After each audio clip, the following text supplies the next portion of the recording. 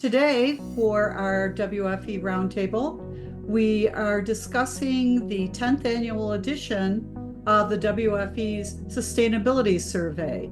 And here talking with us today, we have Victoria Powell and Pedro Gurrola-Perez.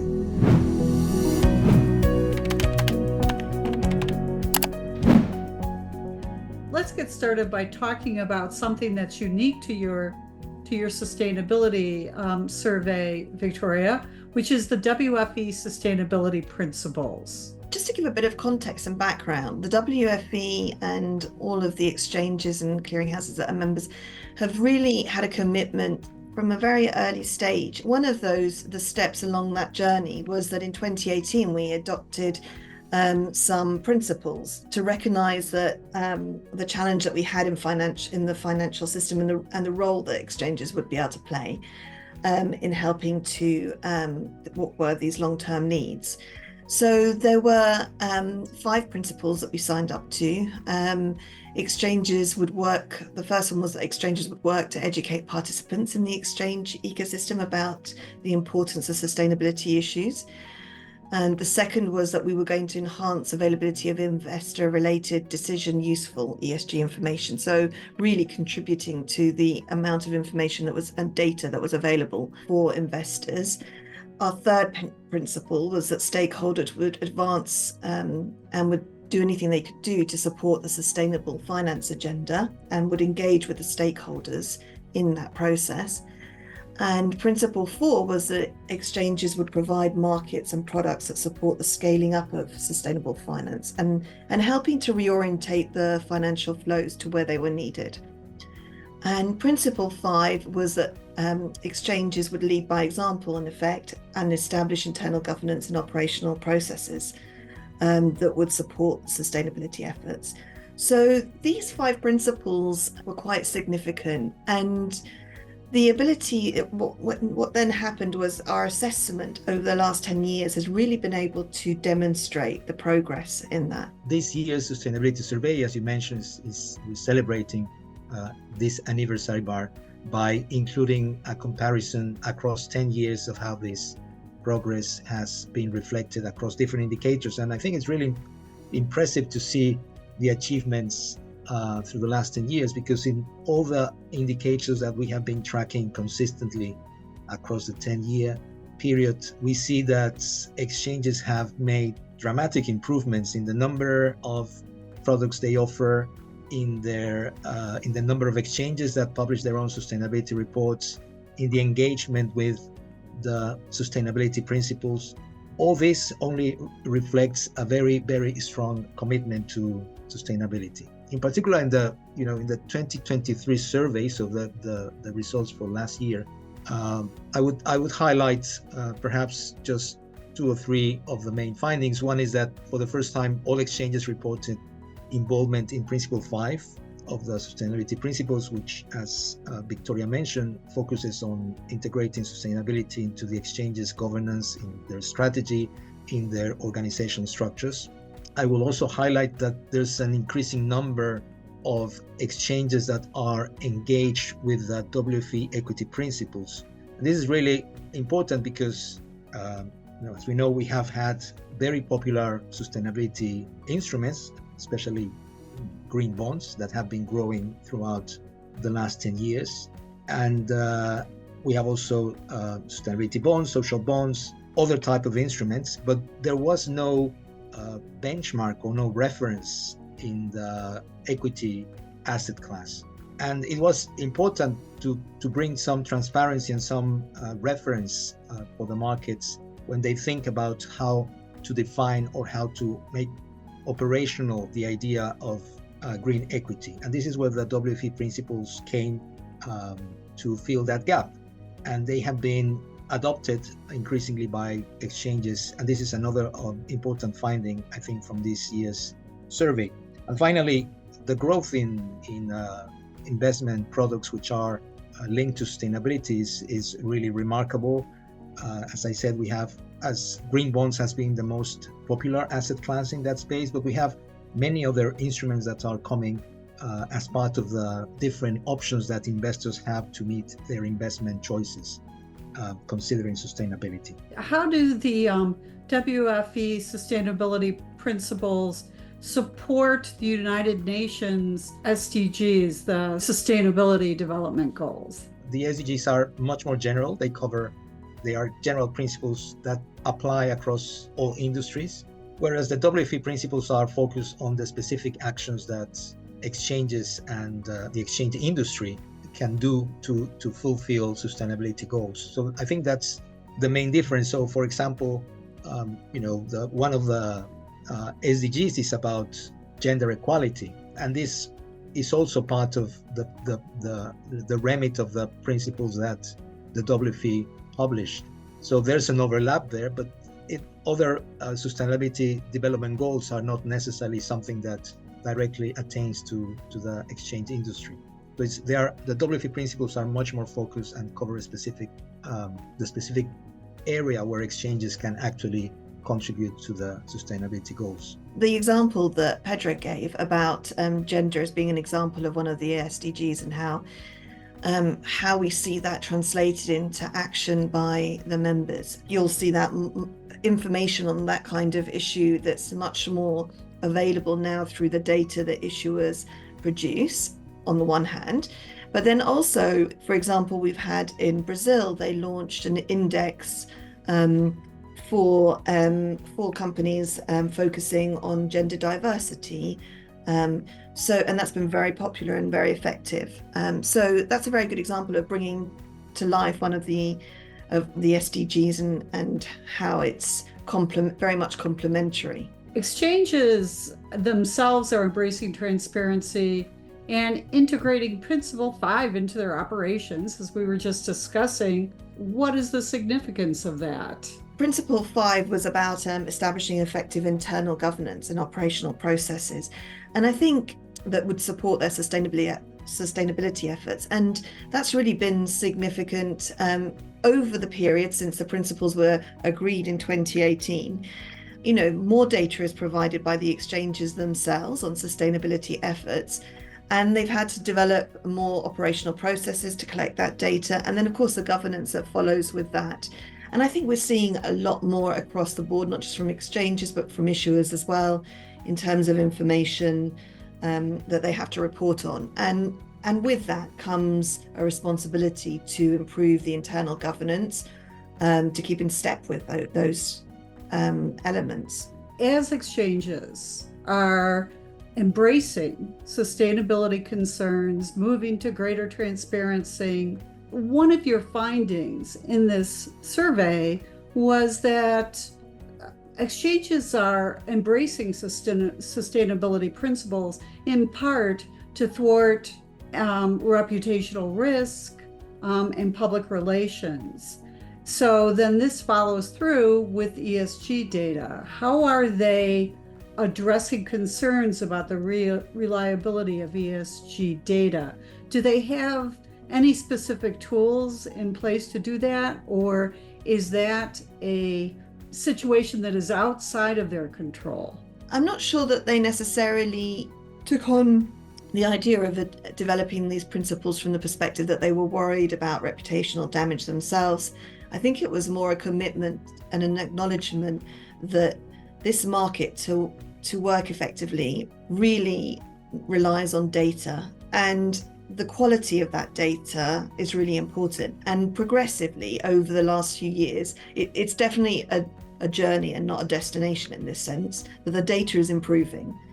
And I think our responsibility as exchanges is to do everything we can to help improve that quality of data. And that really was the commitment, I think, or the spirit behind the commitment that our members made in terms of data. Part of the problems with reliability of ESG data originate outside the remit of the area where exchanges can have a responsibility. So it's very much a problem that has to be solved at origin in a different place, and the exchanges do not have the tools or the capability of making that happening 100%. A good example of of a situation that Pedro is describing is that we're now moving on to supply chain reporting, and a lot of issuers are considering that.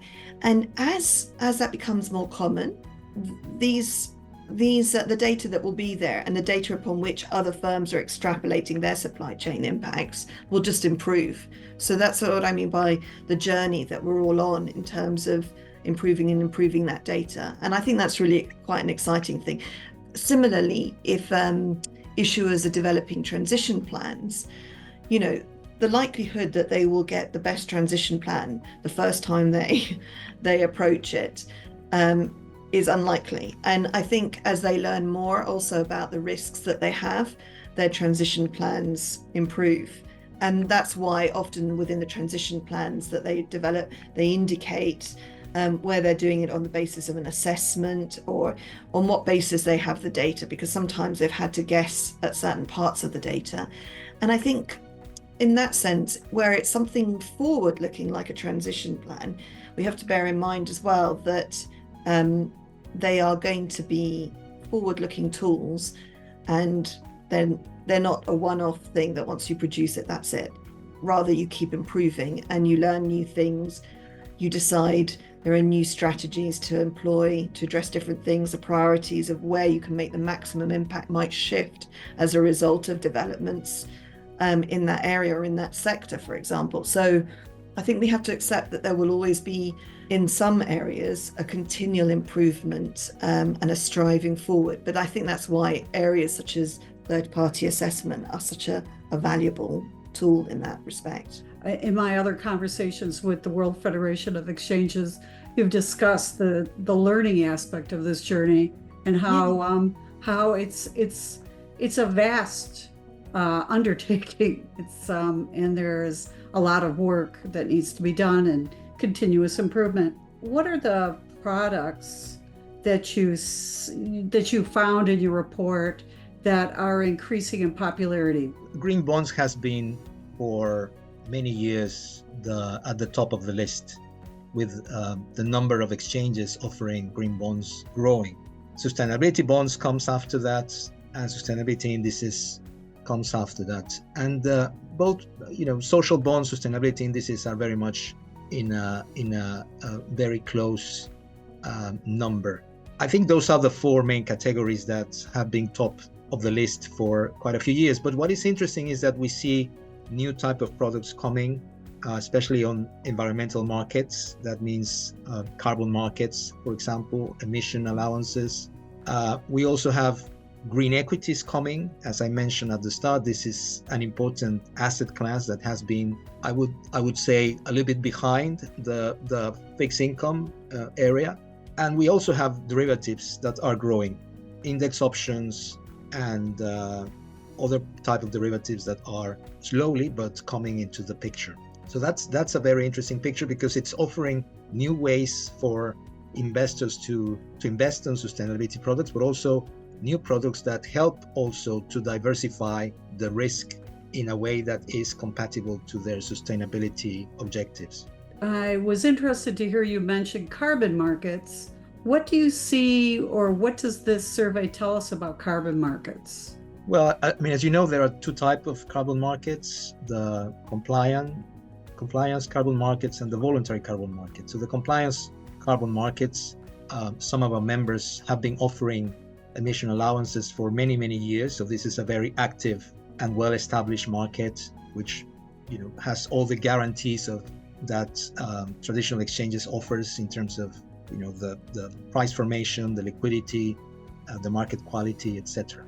Now, voluntary carbon markets have been growing in a different way, because they have been mostly or almost all over the counter. So they are not traded in formal exchanges, but they have been traded in bilateral ways. And they are currently, they have been growing a lot. They are not included in the survey because they are not really something that happens in the markets, in the regulated markets, but it happens outside of those markets. But we are very, very interested in what's going on there, because it's a market that lacks transparency, that is therefore not optimal in terms of price formation or efficiency. And And it's interesting to see whether there's something that exchanges can bring to that market to make it more efficient and more transparent. But this is something that was not included in the survey, the voluntary carbon markets, because as I mentioned, it's not something that, it's currently mostly over-the-counter market, so it happens outside of the regulated markets. One of the principles that we signed up to as exchanges was to provide markets and products that support the scaling up of sustainable finance and the reorientation of financial flows. And I think it's really important that this isn't done by private markets alone, and rather that you can see this through exchanges. And I think that's one of the important stories we're seeing from the progress we've made over these last 10 years, which is pretty satisfying. What do you see the outlook for ESG funds in general? There seems to be a mix of headlines constantly. What did your survey tell us about ESG funds and exchanges' use of them? In terms of the use of funds, I think, to be honest, they're increasing. However, you're seeing also in Europe a lot more requirements, and in the UK as well, for example, from a regulatory perspective, to think about the labeling of these kinds of funds. So, for example, there'll be some rules on labeling that come into effect in the UK at the end of this month. And Europe as well has been working on this, and the European Securities Markets Authority has been outlining guidance on how to label funds.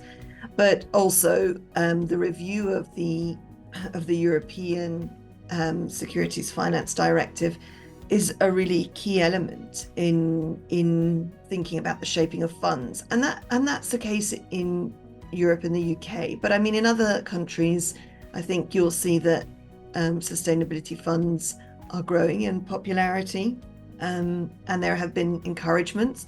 For example, I think it was on another interview we did with you, that my Thai colleagues were explaining how there have been tax incentives into investing in ESG, etc., which have been significant in encouraging investment into those kinds of areas.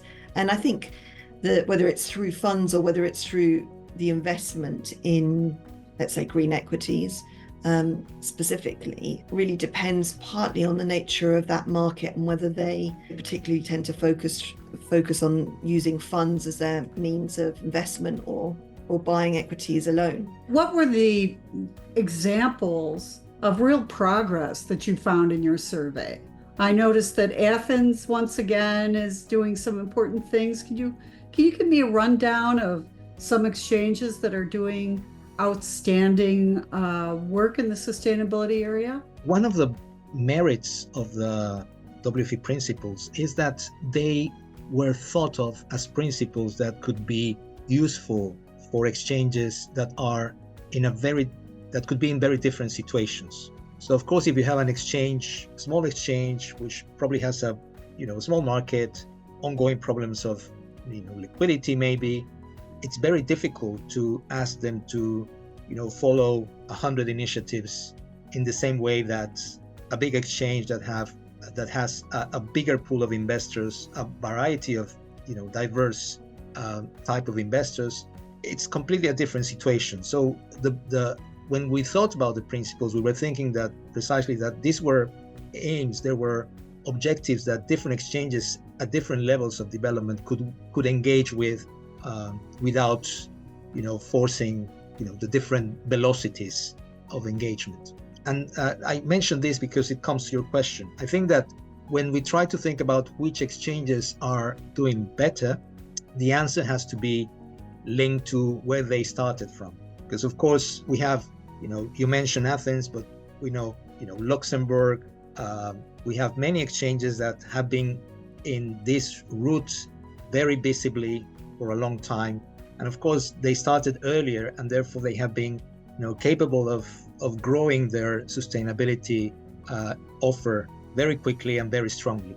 But that doesn't mean that other exchanges that are perhaps less visible have not done a lot of progress. And that's why the principles as a benchmark is very effective, because it tells you not only where you are, but how much progress you have been making in the last year. So it's a way of comparing without, necessarily forgetting that exchanges started from a different point. And the principles are not only, a abstract principle, but there's a set of initiatives that are behind each principle, and they are telling you how you can meet that principle. So, when we talk about governance, there are some initiatives that are can clearly be used as benchmarks to ensure that you're actually doing something tangible to meet the principle. I would certainly be cautious on pointing at exchanges that are doing better, because I think that there are many that are doing very well, but maybe they started from a very, very difficult point, or a very, and the progress has to be measured in a different way. Thank you for that point. Point well taken. And yes, we don't want to necessarily qualify the progress that an exchange is making. Everybody's taking off from a different space, has different resources available, has a different market. It's a very complex world out there. So thanks for pointing that out. Anything else, Victoria?